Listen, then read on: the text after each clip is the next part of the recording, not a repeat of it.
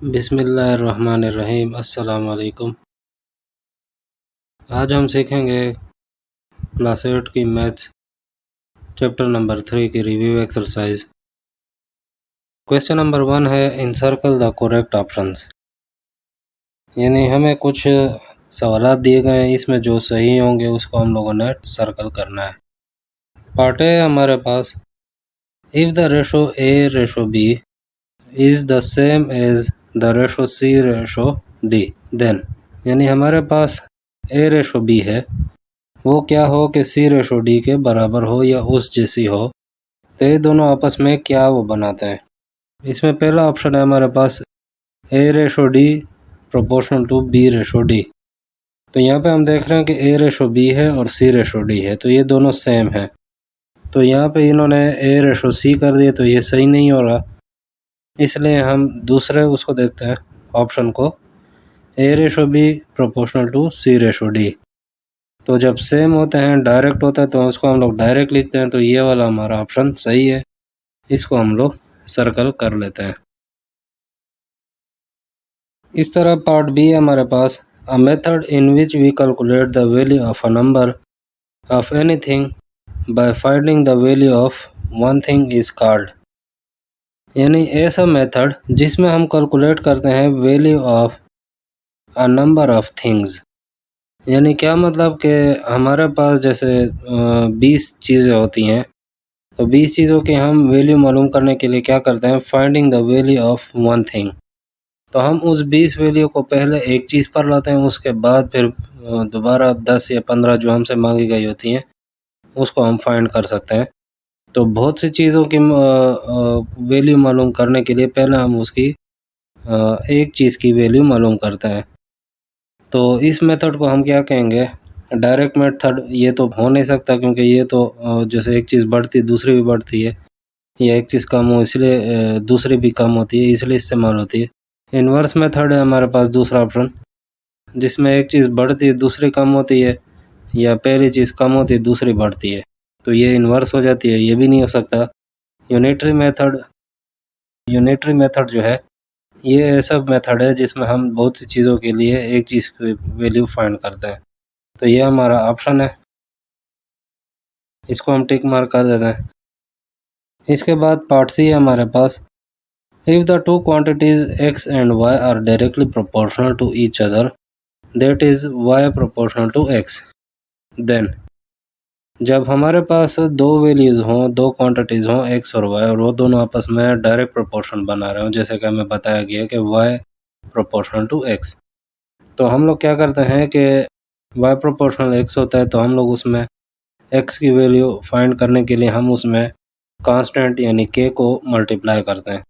तो यहाँ हम देखते हैं कि यहाँ पे y is equal to k plus x, तो यहाँ पे x के साथ k प्लस हो रहा है, ये हो नहीं सकता। y is equal to k by x, तो ये इन्वर्स मेथड में हम यूज़ करते हैं कि k पे x की वैल्यू को डिवाइड कर दें, फिर वो y के बराबर होती है, ये भी नहीं हो सकता। y is equal to x, इसमें तो k का जिक्र भी नहीं है, कांस्टेंट वैल्यू का जिक्र नहीं है, इसलिए ये भी नहीं हो सकता। तो फोर्थ ऑप्शन है हमारा y is equal to k x, यानी k x के साथ मल्टीप्लाई हो रहा है, तो ये हमारा ऑप्शन हो जाए। ठीक है, तो इसमें हम लोग क्या करते हैं, इस पर हम सर्कल बना लेते हैं। इसके बाद पार्ट डी है हमारे पास, if the selling price of things और goods in is more than its cost price, यानी सेलिंग प्राइस ज़्यादा हो किसी सामान या चीज़ों की, is more than its cost price, यानी उसकी जो कीमत ख़रीद होती है उससे ज़्यादा हो, तो हम कह सकते हैं we can say that there is a, यहाँ पे क्या है हमारे पास, लॉस हो रहा है, प्रॉफिट हो रहा है, डिस्काउंट हो रहा है, या हम लोग टैक्स पे कर रहे हैं। तो सेलिंग प्राइस ज़्यादा हो कॉस्ट प्राइस है, यानी हमने कम पैसों पे चीज़ खरीदी हो, ज़्यादा पे बेच रहे हो, तो ये हमारा क्या होता है, प्रॉफिट होता है, इसलिए ये हमारा ऑप्शन है। इसके बाद पार्ट ई है हमारे पास, an amount that is added to the cost price to calculate the sale price is called, यानी ऐसी अमाउंट जिसको हम कॉस्ट प्राइस में ऐड कर दें सेल प्राइस को मालूम करने के लिए, तो उसको हम क्या कहेंगे, लॉस कहेंगे, प्रॉफिट कहेंगे, मार्कअप कहेंगे, या प्रिंसिपल कहेंगे। तो ऐसी वैल्यू को हम क्या कहते हैं, जो हम सेल प्राइस मालूम करने के लिए या टोटल अमाउंट मालूम करने के लिए कॉस्ट प्राइस में ऐड कर देते हैं, उसको हम मार्कअप कहते हैं। इसके बाद है हमारे पास मार्कअप का फार्मूला क्या है, discount minus cash price, total payment minus discount, cash price minus total payment या total payment minus cash price. Fourth option जो है ये हमारा सही है, total payment minus cash price. यानी जैसे हमने यहाँ पर पढ़ा था कि कैश प्राइस में कुछ अमाउंट को ऐड कर देता तो सेल प्राइस मालूम होती है, तो उसको मार्कअप कहते हैं। तो मार्कअप में क्या है कि जो हमारी टोटल पेमेंट होती है, जो हमने बेचने के लिए कीमत लगाई होती है, उसमें से कैश प्राइस को माइनस कर देता हमें मार्कअप मालूम हो सकता है। तो ये था हमारा क्वेश्चन 1। चलते हैं क्वेश्चन 2 की तरफ।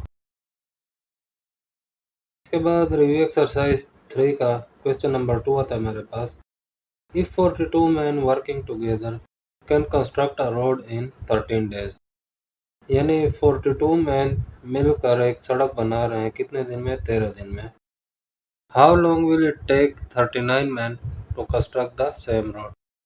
तो कितने दिनों में 39 लोग उसी जैसा रोड बना सकते हैं? तो इसमें हमें क्या क्या दिया गया है? पहला हमें दिया गया है मैन दिया गया है, और इसके साथ साथ हमें क्या दिया गया है? डेज। तो पहले हमारे पास क्या है? 42 मैन्स हैं, कितने दिन में सड़क बना रहे हैं? 13। इसके बाद हमें कह रहा है how long will it take, यानी कितने दिन में 39 मैन 39 आदमी कंस्ट्रक्ट द सेम रोड, यानी सेम रोड बना सकते हैं। तो यहाँ पे हम एरो मेथड से समझने की कोशिश करते हैं कि फ़र्ज़ करें कि अगर 42 आदमी सड़क बना रहे हैं 13 दिन में, आदमी हमने कम कर दिए, तो वही सड़क क्या होगी? ज़्यादा दिन में बनेगी, क्योंकि लोग कम हो जाएंगे, काम ज़्यादा हो जाएगा, तो वो सड़क ज़्यादा दिनों में बनेगी, यानी हमसे दिन ज़्यादा लगेंगे। यानी हम लोगों ने आदमी तो कम कर दिए, लेकिन दिन हमसे क्या हो रहे हैं? ज़्यादा हो रहे हैं। तो ये क्या होगा? हमारा इन्वर्स हो जाएगा। यानी डेज़ हम कम करेंगे तो आदमी ज़्यादा लगेंगे, या अगर आदमी हम कम करेंगे तो दिन हमसे ज़्यादा लगेंगे। तो हम क्या करते हैं, या तो आमने सामने इसको मल्टीप्लाई कर लेंगे, क्योंकि इन्वर्स प्रोपोर्शन है, तो इसको हम क्या करते हैं? आमने सामने मल्टीप्लाई करते हैं। या अगर इसको हम प्रोपोर्शन में लिखें तो हम इस तरह लिखेंगे 42 39, यानी हमने ये ऊपर से नीचे ले लिया। तो यहाँ पे प्रोपोर्शनल टू, यहाँ पे हम नीचे से ऊपर लेंगे, यानी इसका उलट लेंगे, ऊपर से नीचे नहीं लेंगे क्योंकि डायरेक्ट है नहीं। तो यहाँ हो जाएगा x 13। तो हम लोग क्या करते हैं? मीन्स को आपस में मल्टीप्लाई कर देंगे और एक्सट्रीम्स को आपस में। तो ये हो जाएगा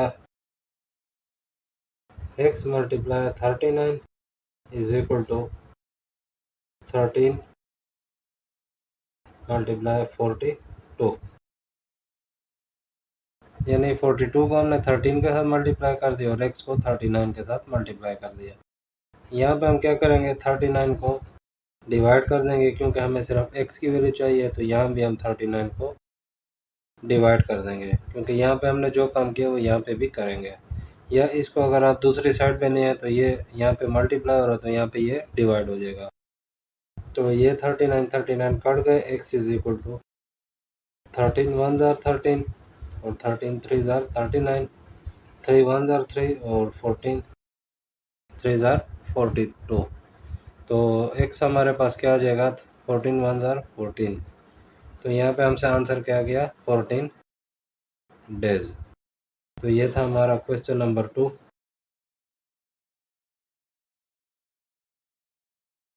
इसके बाद क्वेश्चन नंबर 3 है हमारे पास। अ बस run at an average speed of 35 kilometre per hour and completes a journey in 4 hours 12 minutes। यानी एक बस है, वो उसकी एवरेज स्पीड क्या है? 35 किलोमीटर पर आवर, और एक सफ़र है वो 4 घंटे 12 मिनट्स में पूरा कर रही है। How long will it take to cover the same distance. उसको कितना वक्त लगेगा कवर करने में सेम डिस्टेंस, यानी पूरा करेगी वही सफ़र जो है, जो उसने 4 घंटे 12 मिनट में पूरा किया था, at a speed of 45 kilometre per hour. अगर उसकी स्पीड को हम थोड़ा सा बढ़ा दें, 45 किलोमीटर पर आवर कर दें, तो जो 35 किलोमीटर पर आवर की स्पीड में वो 4 घंटे 12 मिनट में पूरा किया था, वो 45 किलोमीटर पर आवर की स्पीड से कितने टाइम में पूरा कर लेगी। यहाँ पे हम लोगों को स्पीड दी गई है और साथ में हमें टाइम दिया गया है। तो हम लोग क्या करते हैं, जो हमें टाइम दिया गया है उसमें 2 यूनिट्स हैं, आवर्स के हैं और मिनट्स के हैं, यानी एक ज़्यादा और एक कम है। ये बड़ा यूनिट है, ये छोटा यूनिट है। तो हम क्या करते हैं, अगर छोटे यूनिट को बड़े में कन्वर्ट करेंगे तो ये 4.2 इस तरह आ जाएगा, हमसे पॉइंट में आ जाएगा, तो सवाल करने में हमें ज़रा मुश्किल आएगी। तो हम क्या करते हैं, इसको कन्वर्ट कर लेते हैं मिनट्स में। तो आवर्स को मिनट्स में किस तरह कन्वर्ट करते हैं कि हमारे पास 4 आवर्स और 12 मिनट्स हैं। तो हम क्या करते हैं, 4 आवर्स, यानी आवर्स का मतलब घंटा होता है, तो 1 घंटे में 60 मिनट होते हैं, यानी 4 ज़रब 60 हम कर दें, 60 मिनट्स प्लस ये हमारे पास कितना है, 12 मिनट्स। तो 4 मल्टीप्लाई 60 से कितना आ जाएगा, 240 मिनट्स प्लस 12 मिनट्स, इससे हमारे पास आ जाएगा टोटल 252 मिनट्स, यानी हमारे पास 252 मिनट आ गए। अब हमारे पास क्या क्या चीज़ दी गई है, स्पीड दी गई है, वो कितना है, किलोमीटर पर आवर में है, और इसके साथ हमें क्या क्या दिया हुआ है, टाइम दिया हुआ है। इसको हम लोगों ने क्या किया है, मिनट्स में कन्वर्ट कर दिया है, तो इसके साथ हम मिनट लिखें या ना लिखें कोई फ़र्क नहीं पड़ता।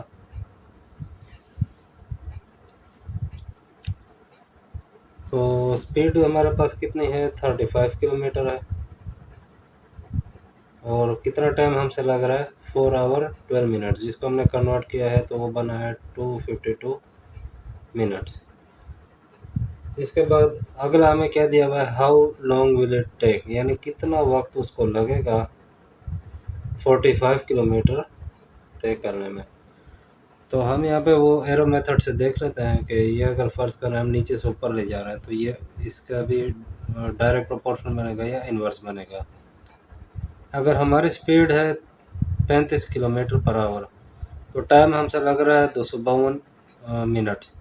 अगर हम उसकी स्पीड को बढ़ा रहे हैं, यानी हम तेज़ सफ़र कर रहे हैं, तो टाइम हमसे कम लगेगा, यानी वो सफ़र तेज़ पूरा हो जाएगा। यानी जब हम स्पीड को बढ़ाएंगे तो टाइम हमसे कम लगेगा।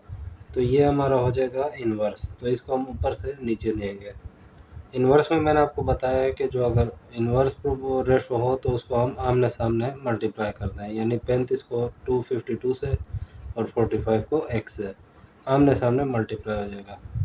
और अगर हम लोग इसको प्रोपोर्शन में करें तो ये बन जाएगा 35/45 प्रोपोर्शन टू। अब यहाँ पे हमने 35/45 किए, यहाँ पे हम क्या करेंगे, x 252, यानी उल्टा कर देंगे, x 252। अगर डायरेक्ट होता तो हम 252 और x लिखते। तो हम लोग क्या करते हैं, मीन्स को आपस में मल्टीप्लाई कर देंगे और एक्सट्रीम्स को आपस में। तो ये बन जाएगा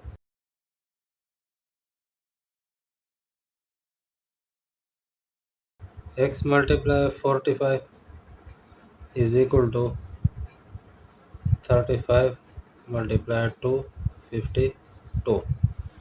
तो यहाँ पे हम क्या करते हैं कि ये 45 को दूसरी साइड पे लेंगे, यहाँ पे मल्टीप्लाई हो रहा है तो यहाँ आके ये डिवाइड हो जाएगा।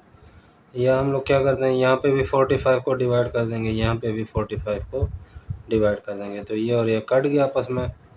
यहाँ पे हम क्या करते हैं, 5 के टेबल पे इसको काट देंगे, 7 5 ज़ार 35 और 9 5 ज़ार 50, और ये हम 9 के टेबल पे काट देंगे, 9 1 ज़ार 9 और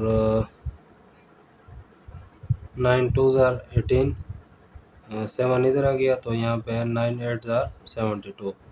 तो ये हमसे आ जाएगा 7 मल्टीप्लाई 28। तो x इज़ इक्वल टू, इसको अगर हम मल्टीप्लाई कर लें तो हमसे आ जाएगा 196 मिनट्स।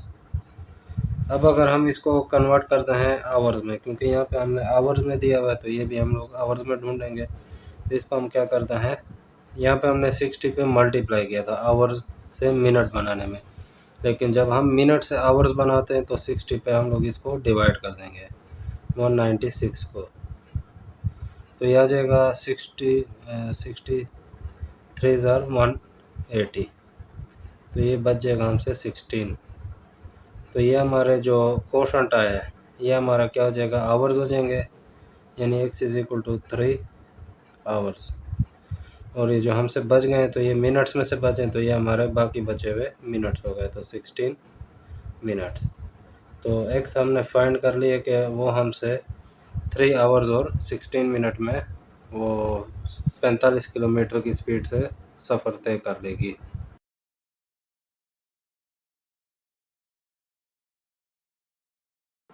इसके बाद रिव्यू एक्सरसाइज 3 का क्वेश्चन नंबर 4 है हमारे पास। 6 carpenter can make 8 chair in 10 days, यानी 6 थरकान है, कारपेंटर थरकान को कहते हैं, या कारीगर है हमारे पास, can make 8 chair in 10 days, 10 दिन में 8 कुर्सियाँ बनाते हैं। How many days will be required for 10 carpenters to make 16 chairs, यानी कितने दिन हमें चाहिए होंगे कि हमारे 10 थरकान 16 कुर्सियाँ बना लें। तो चलते हैं एक सॉल्यूशन की तरफ। इसमें हमें क्या क्या दिया गया है, कारपेंटर दिया गया है,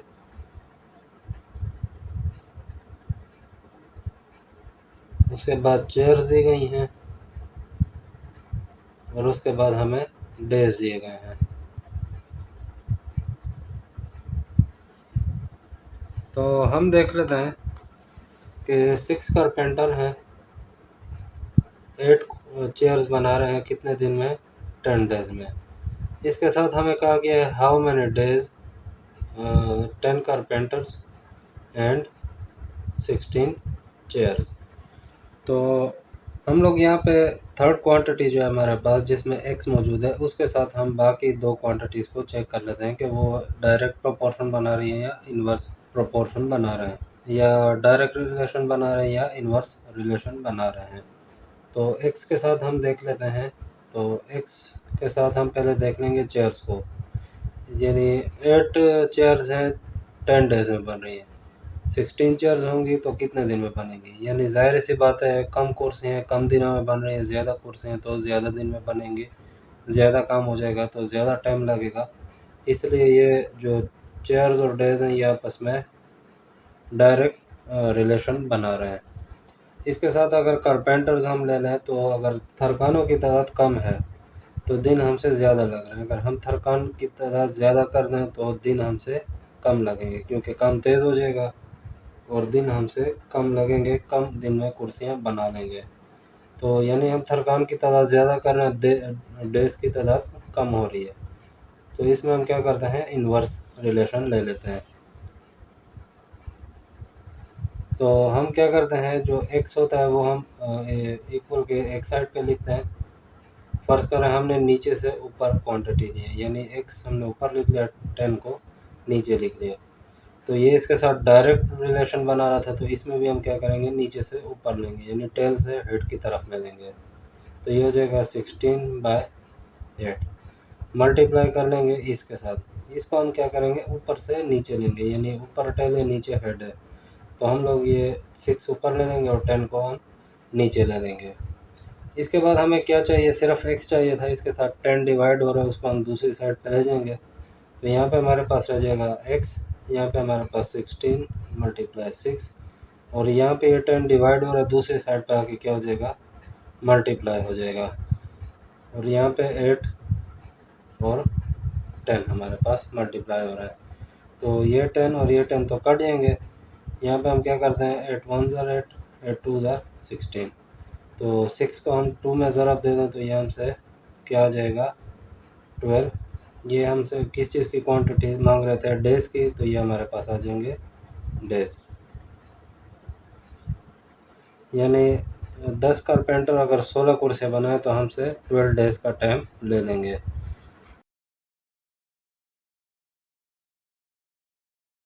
इसके बाद क्वेश्चन नंबर 5 है हमारे पास। फाइंड द प्रॉफिट और loss percent if Saima bought a house for ₹75,40,000 and sold it for ₹92 lakhs. यानी आप लोग क्या कर लो कि प्रॉफिट या लॉस परसेंट मालूम कर लो, प्रॉफिट परसेंट या loss percent. If Saima bought a house for rupees 75,40,000, अगर उसने 75,40,000 का घर खरीदा है and sold it for rupees 92 lakh, और उसने 92 लाख का बेच दिया है, तो आप ये देख लें कि उसने फ़ायदा किया या नुकसान किया है, तो उसकी परसेंटेज भी साथ में मालूम कर लें। तो इसमें हम देख लेते हैं सोल्यूशन में हमें क्या क्या दिया है। सबसे पहले उसने घर ख़रीदा है, तो ये इसकी कॉस्ट प्राइस हो गई। कॉस्ट प्राइस ये कितनी है? 75,40,000। और साथ में हमें क्या क्या दिया गया है? Sale price. सेल प्राइस ये कितनी है? 92 लाख। अब हम यहाँ पे देख लेते हैं पहले तो कि हमारा प्रॉफिट हुआ या लॉस हुआ है। तो हम लोग क्या देख रहे हैं कि यहाँ पे जो सेल प्राइस है वो ज़्यादा है कॉस्ट प्राइस से, यानी हमने ख़रीदा कम पे है, बेचा ज़्यादा पे है। तो जब हमने बेचा ज़्यादा पे हो तो वो हमारा फ़ायदा होता है, तो प्रॉफिट हुआ। यानी सेल प्राइस हमारी ज़्यादा है कॉस्ट प्राइस से, तो ये क्या हुआ? Therefore it is profit. तो हम क्या करते हैं? सो वी फाइंड प्रॉफिट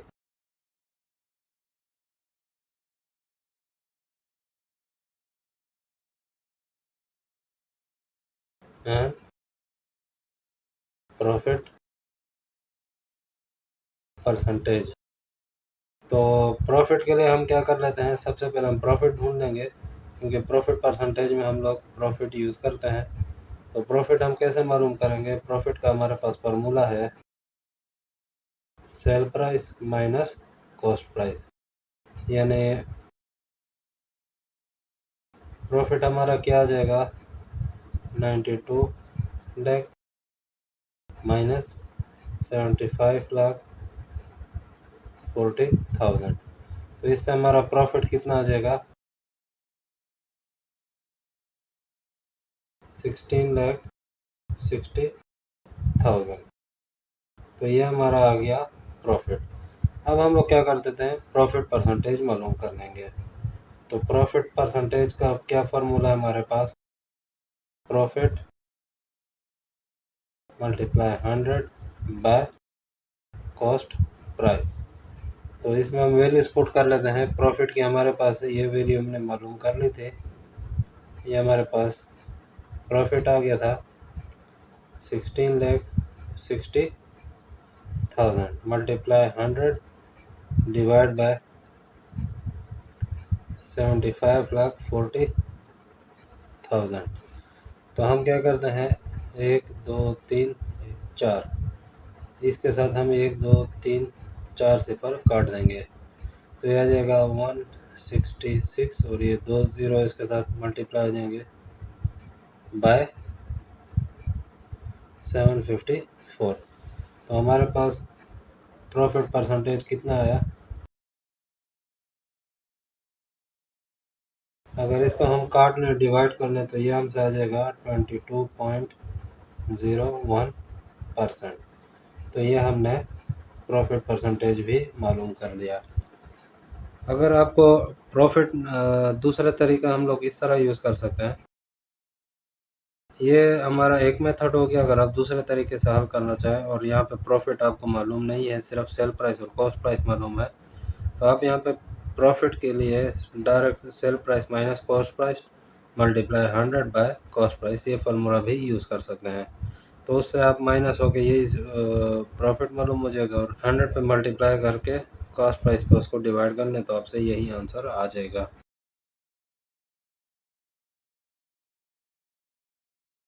इसके बाद रिव्यू एक्सरसाइज 3 का हमारे पास क्वेश्चन 6 है। Ahmad and Haroon started a business by sharing ₹4 lakh and ₹3 lakh. यानी अहमद ने 4 लाख रुपए और हारून ने 3 लाख रुपए देकर मिलाकर एक बिजनेस स्टार्ट किया है। एहसन ज्वाइन आफ्टर 6 मंथ, यानी एहसन ने क्या किया है, 6 महीने के बाद उन दोनों को जॉइन किया, यानी उनके बिजनेस में शामिल हुआ है विद अ कैपिटल ऑफ ₹3,90,000, यानी 3,90,000 देकर वो भी 6 महीने के बाद शामिल हो गया। They made a profit of ₹40,000 at the end of the year, यानी उन्होंने क्या किया है कि प्रॉफिट कमाया है ₹40,000 का इस साल के आखिर में। Find the share of each in the profit, यानी इन सब का शेयर बता दें प्रॉफिट में, हर एक का हिस्सा बता दें। तो चलते हैं सोल्यूशन की तरफ। इसमें हम देख लेते हैं कि सबसे पहले इन्होंने हमें क्या दिया है।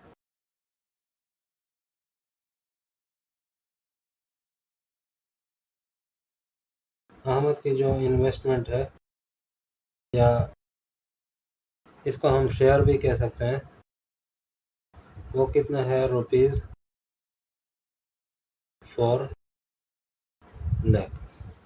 इसी तरह हारून था, उसने भी इन्वेस्टमेंट की है, तो हारून इन्वेस्टमेंट कितनी हो जाएगी, या शेयर इसको हम कह सकते हैं, कितना है, ₹3 लाख। इसके बाद एहसन ने ज्वाइन किया था कितने महीने के बाद, 6 महीने के बाद। अब ये तो है हमारे 1 साल का इन दोनों का, उससे 6 महीने बाद वो किया है। एहसन ज्वाइन आफ्टर 6 मंथ्स, उसने 6 महीने के बाद शामिल किया है। तो इसमें हम क्या करेंगे, देयरफॉर इसका हिस्सा बन जाएगा 6/12, यानी 12 महीने में से 6 महीने का हम इसका हिसाब लगा लेंगे कि 6 महीने का इसका कितना हिस्सा बनता है, कि हम इसको भी 6 महीने में प्रॉफिट दे दें, क्योंकि इसने आधा साल का काम किया तो आधे साल का इसको प्रॉफिट मिलेगा 3,90,000।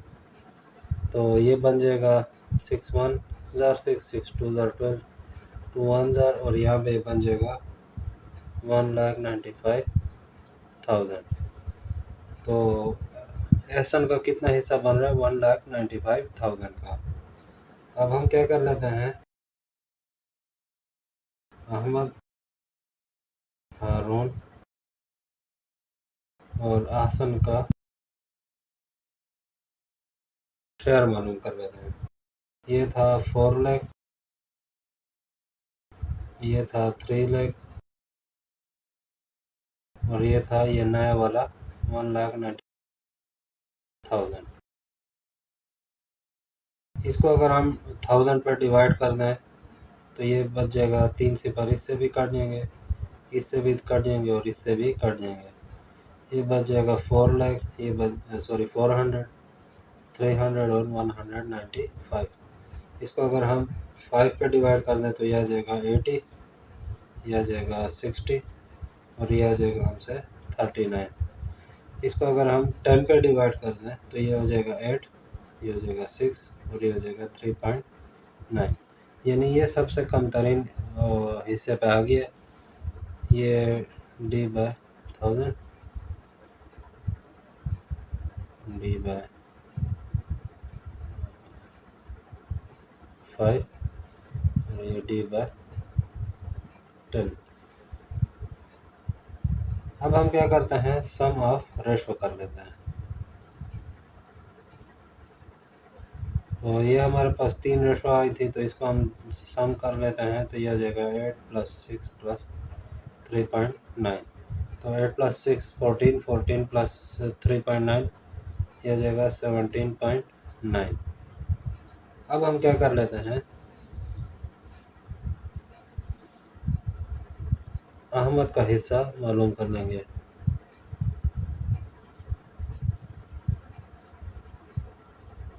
अहमद प्रॉफिट, तो ये कितना बन रहा है, इसका कितना हिस्सा बन रहा था, 8, और टोटल कितने हैं, 17.9 मल्टीप्लाई 40,000। तो ये कट के आपस में इससे आ जाएगा हमसे आंसर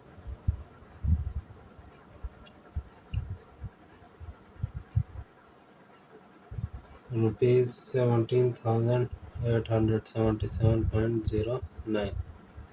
या इसको अगर हम राउंड ऑफ कर लें तो इसको हम लिख सकते हैं ₹17,877.1। तो ये अहमद का प्रॉफिट बन गया। इसके बाद हम लोग ढूंढ लेंगे हारून का, हारून प्रॉफिट। तो वो आ जाएगा, हारून का कितना बन रहा है, 6/17.9 और 40,000। तो ये काट के आपस में बन जाएगा ₹13,407.82। इसके बाद हम लोग क्या कर लेंगे, आसन का ढूंढ लेंगे, आसन प्रॉफिट। आसन का कितना बन रहा था, 3.9/17.9 मल्टीप्लाई 40,000।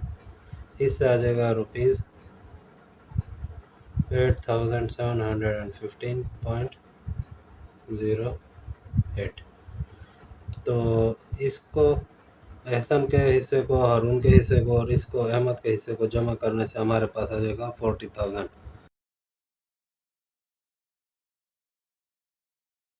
तो ये थी आज की हमारी एक्सरसाइज।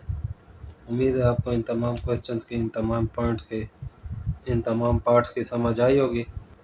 अगर आपको किसी पॉइंट की समझ नहीं आई, किसी क्वेश्चन की समझ नहीं आई, किसी पार्ट की समझ नहीं आई, तो आप मुझसे कमेंट सेक्शन में पूछ सकते हैं, या आप इस वीडियो को दोबारा देख लें। हमारे वीडियो को लाइक करना है, शेयर करना है और साथ में कमेंट्स भी करना है। आजकल आप सब दोस्तों ने कमेंट्स करना और लाइक करना मेरे वीडियो को छोड़ दिया है। आपके लाइक्स और कमेंट्स से मुझे बहुत मोटिवेशन मिलती है, लेकिन आजकल आप दोस्तों ने लाइक करना और कमेंट करना भी छोड़ दिए, जिससे मुझे ज़रा दुख हो रहा है कि आप लोग मेरी वीडियो देखते भी नहीं हैं, या अगर देखते हैं तो लाइक नहीं करते। तो अगर कोई इस तरह की बात है तो आप मुझे कमेंट सेक्शन में या व्हाट्सएप ग्रुप ज्वाइन करके उसमें बता सकते हैं। तो साथ में मेरे चैनल को भी सब्सक्राइब कर लें। मिलते हैं अगली वीडियो में, तब तक के लिए अल्लाह हाफिज़।